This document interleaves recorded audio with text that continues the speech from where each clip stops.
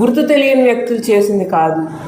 మీకు సంబంధించిన నాయకులే మహిళల మీద అఘాయిత్యాలు, అత్యాచారాలు, లేకపోతే రకరకాలైనటువంటి వేధింపు చర్యలు చేస్తుంటే కూటమి ప్రభుత్వం ఏం చేస్తుంది? ముఖ్యమంత్రి చంద్రబాబు నాయుడు గారు ఇంకా పొద్దున్నే పేపర్ తీయగానే పెద్ద పెద్ద డైలాగులు ఉంటాయండి దానికి సంబంధించి, అంతే. దాని తర్వాత ఇంకేమీ యాక్షన్స్లో కార్యరూపం దాల్చట్లేదు, మాటల్లోనే ఉండిపోతుంది కూటమి ప్రభుత్వం. దానికి ఉదాహరణ జరుగుతున్నటువంటి ఘటనలు, ప్రశ్నించే మహిళల మీద మీరు పెట్టే కేసులు.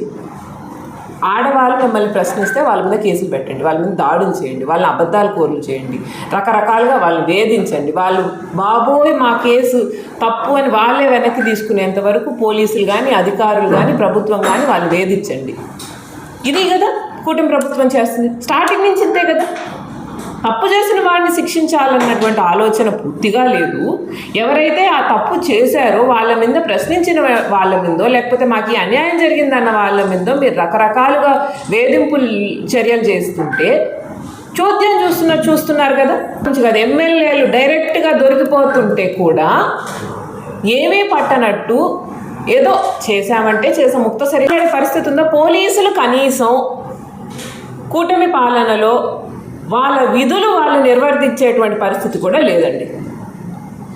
వాళ్ళు చెయ్యట్లేదు, చెయ్యాలన్న ఆలోచన కూడా వాళ్ళకి లేదు.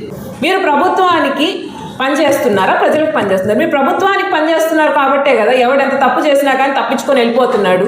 జరుగుతున్నాయి. కోవిడ్ వచ్చినప్పుడు కోవిడ్ లేని ఇల్లు లేదు, న్యూ నార్మల్ కోవిడ్ ఎలాగో ఇప్పుడు ఆంధ్రప్రదేశ్లో అత్యాచారం లేనటువంటి జిల్లా కానీ, రాష్ట్రం కానీ, గ్రామం కానీ లేకుండా పోతుంది. New normal. పాపం జనాలకు కూడా నెమ్మదిగా అలవాటు అవుతుంది. మహిళలే ఎక్కడికైనా వెళ్ళాలన్నా, ఏదైనా చేయాలన్నా జాగ్రత్తలు తీసుకునే పరిస్థితి. కనుచూపు మేరలో ఆయన మాటలకి, ఆయన చేష్టలకి సంబంధమే లేకుండా పోయింది.